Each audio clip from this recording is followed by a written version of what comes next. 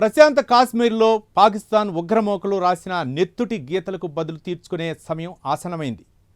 26 మంది అమాయకుల ప్రాణాలను గాల్లో కలిపేసిన ముష్కర చర్యలకు చరమగీతం పాడే క్షణాలు దగ్గరపడ్డాయా? ఉగ్రమోకలను తుదిమట్టించే విషయంలో సైన్యానికి భారత ప్రభుత్వం పూర్తి స్వేచ్ఛనిచ్చిందా?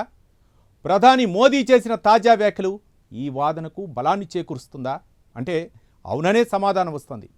ఉగ్రదాడిపై ప్రతిస్పందించే విషయంలో అనుసరించాల్సిన పద్ధతులు, లక్ష్యాలు, సమయం ఇలా సమస్తం అన్ని అంశాల్లో సైన్యానికి పూర్తి స్థాయిలో ఫ్రీడమ్ ఇచ్చినట్లు తెలుస్తోంది. పహల్గాం దాడి తరువాత ప్రధాని మోదీ వరుసగా సమావేశాలు నిర్వహిస్తున్నారు. పహల్గాం దాడికి ప్రతీకారం తీర్చుకోవాల్సిందనంటూ రగిలిపోతోంది భారత్.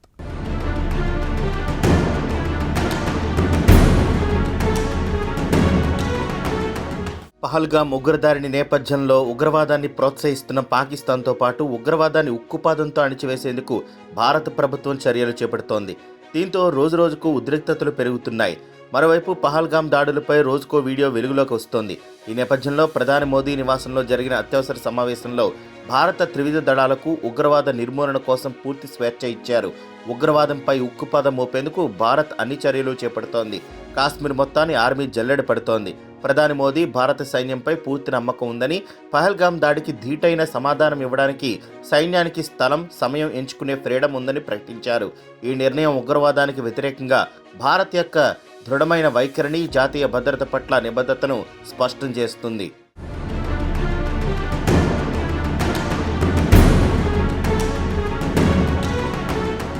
పహల్గాం దాడి నేపథ్యంలో ఇప్పటి వరకు ఆచితూచి అడుగులు వేసిన కేంద్ర ప్రభుత్వం ఇప్పుడు జెట్ స్పీడ్తో దూసుకెళ్తోంది.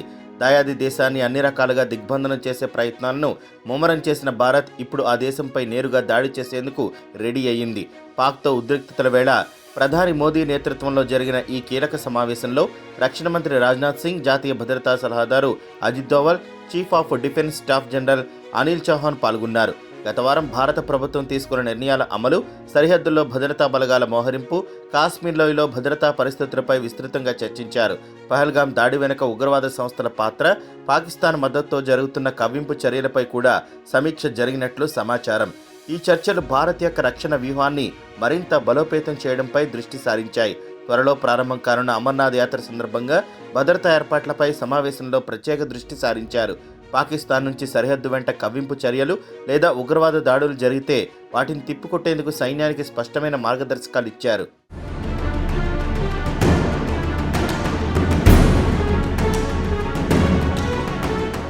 మరోవైపు సమావేశంలో ఉగ్రవాదానికి వ్యతిరేకంగా సైనిక చర్యలతో పాటు దౌత్యపరమైన వ్యూహాలపై కూడా చర్చ జరిగింది.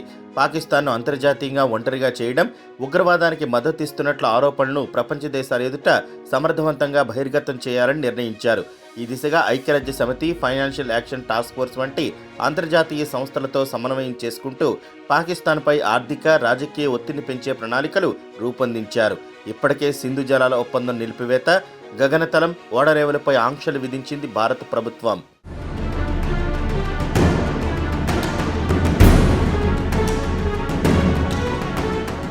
ఇకపోతే పహల్గాం దాడి, ప్రధాని మోదీ నిర్ణయాలపై సోషల్ మీడియాలో విస్తృత చర్చ జరుగుతోంది. భారత నెటిజన్లు ఉగ్రవాదానికి వ్యతిరేకంగా సైన్యానికి పూర్తి స్వేచ్ఛ ఇవ్వడాన్ని స్వాగతిస్తూ జాతీయ భద్రత పట్ల ప్రభుత్వం చూపిస్తున్న దృఢతను అభినందిస్తున్నారు. కొందరు నెటిజన్లు పహల్గాం దాడిని ఖండిస్తూ కాశ్మీర్లో శాంతిని పునరుద్ధరించేందుకు సైన్యం, ప్రభుత్వం సమన్వయంతో పనిచేయాలని సూచిస్తున్నారు. ఈ ఘటన దేశవ్యాప్తంగా జాతీయ సమైక్యతను మరింత బలోపేతం చేస్తోంది. పాకిస్తాన్ గడ్డపై పనిచేస్తున్న ఉగ్రవాద సంస్థలు భారతదేశంలో శాంతి, స్థిరత్వాన్ని దెబ్బతీసేందుకు ప్రయత్నిస్తున్నాయని పహల్గాం దాడి మరోసారి రుజువు చేసింది. ఈ సంఘటన తర్వాత యావత్ దేశం ఆగ్రహం పెళ్లిబిగుతోంది. పాకిస్తాన్పై కఠిన చర్యలు తీసుకోవాలని ప్రతి ఒక్కరూ డిమాండ్ చేస్తున్నారు. ఈ సంఘటనకు నిరసనగా జమ్మూ కాశ్మీర్ ప్రజలు కూడా వీధుల్లోకి వచ్చి ఉగ్రవాదులపై కఠిన చర్యలు తీసుకోవాలని కోరుతున్నారు. ప్రతిపక్షాలు సైతం మోదీ ప్రభుత్వానికి అండగా నిలుస్తున్నాయి.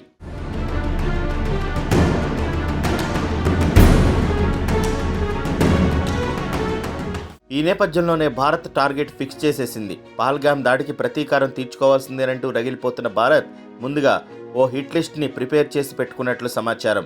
ఆ జాబితాలో 14 మంది ఉగ్రవాదుల వివరాలను సేకరించింది భారత నిఘా సంస్థ.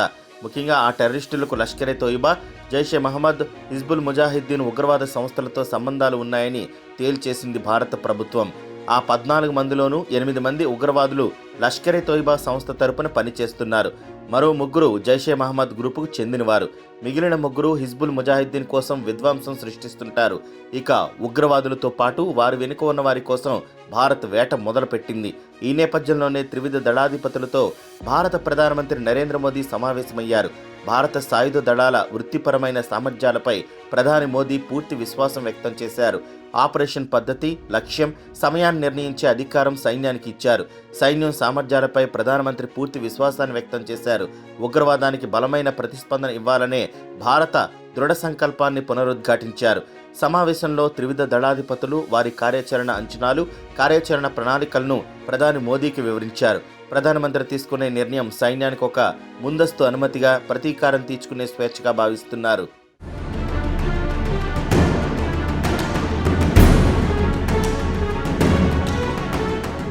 ఇదిలా ఉంటే ఏప్రిల్ 22న జమ్మూ కాశ్మీర్లోని పహల్గామ్లో జరిగిన భయంకరమైన ఉగ్రదాడి తర్వాత దేశవ్యాప్తంగా ఆగ్రహం పెల్లుబిక్కింది. కేంద్ర ప్రభుత్వం పూర్తిగా కార్యాచరణలోకి వచ్చింది. భారతదేశ ఆత్మపై దాడి చేసేవారు నాశనమవుతారని ప్రధాని మోదీ అన్నారు. దీని తర్వాత దేశం మొత్తం ఉగ్రవాదులు, వారి వెనుక ఉన్న వారిపై కఠినమైన చర్య కోసం ఎదురు చూస్తోంది. ఈ ఉగ్రవాద దాడి ఏప్రిల్ 22న కాశ్మీర్లోని ప్రసిద్ధ పర్యాటక కేంద్రమైన పహల్గామ్లో గుర్తు తెలియని ఉగ్రవాదులు కాల్పులు జరిపారు. 26 మంది అమాయక పౌరులను, ఎక్కువగా పర్యాటకులను దారుణంగా చంపారు. ఈ దాడి ఇటీవలి సంవత్సరాల్లో పౌరులపై జరిగిన అత్యంత క్రూరమైన దాడిగా పరిగణిస్తున్నారు. ఈ సంఘటనలో పాల్గొన్న ఉగ్రవాదులు నరమేధం సృష్టించిన అడవి వైపు పారిపోయారు. ఈ సంఘటన తర్వాత దేశం మొత్తం ప్రభుత్వం తదుపరి చర్యపై దృష్టి సారించింది.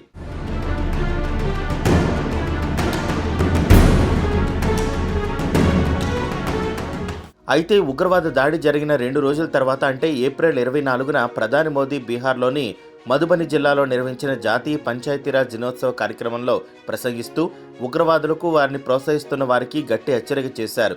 ఈ దాడి చేసిన ఉగ్రవాదులు, ఈ దాడికి కుట్ర పన్నిన వారికి ఊహించలేని విధంగా పెద్ద శిక్ష పడుతుందని ప్రధాని అన్నారు.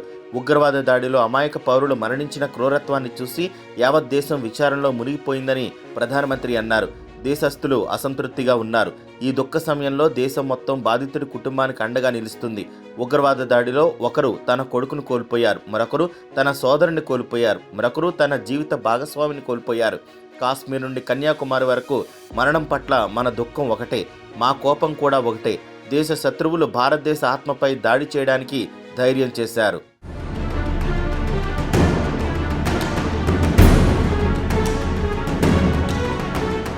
మరోవైపు మూసివేసిన పర్యాటక ప్రాంతాల్లో త్వరలో భద్రత కల్పించనుంది కేంద్రం. ఆ తర్వాతే ఆయా ప్రాంతాలను పర్యాటకులకు ఓపెన్ చేయనుంది. ఇక ఉగ్రదాడి తర్వాత వెలవెలబోయిన పహల్గామ్కు మళ్లీ టూరిస్టులు రాక మొదలైంది. గుల్మార్గ్, సోన్మార్గ్, దాల్ లేక్ లాంటి పర్యాటక ప్రాంతాల్లో భద్రతను పటిష్టం చేశారు. యాంటీ ఫిదాయిన్ స్క్వాడ్స్తో పాటు జమ్మూ కాశ్మీర్ పోలీసులను మోహరించారు.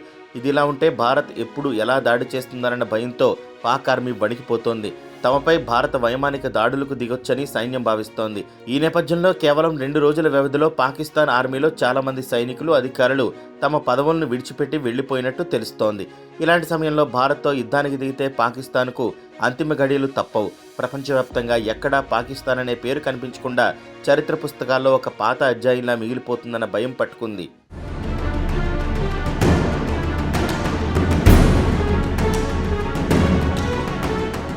పెహల్గాంలో జరిగిన ఉగ్రదాడి నేపథ్యంలో భారత్, పాకిస్తాన్ల మధ్య ఉద్రిక్త వాతావరణం నెలకొంది. పాక్పై ప్రతీకారానికి వేళైంది. ఉగ్ర వేటకు రంగం సిద్ధమైంది. సైన్యానికి పూర్తి స్వేచ్ఛ ఇస్తూ ప్రధాని తీసుకున్న నిర్ణయంతో సర్వత్రా ఉత్కంఠ నెలకొంది. ముష్కర మోకపై వారికి అన్ని విధాలా వెన్నుదన్నుగా నిలుస్తున్న దాయాదిపై ప్రతీకార చర్యలు ఎలా ఉంటాయన్నది ఆసక్తికరంగా మారింది. భారత్ ప్రతి చర్య దాయాది ఊహించని విధంగా ఉంటుందని రక్షణ నిపుణులు అంటున్నారు. కావున ఏం జరుగుతుందన్నది వేచి చూడాల్సిందని చెప్తున్నారు. ఇది ఇవాల్టి బర్నింగ్ ఇష్యూ. రేపటి బర్నింగ్ ఇష్యూ ఎపిసోడ్లో మళ్ళీ కలుసుకుందాం. చూస్తూనే ఉండండి ప్రైమ్ 9 న్యూస్.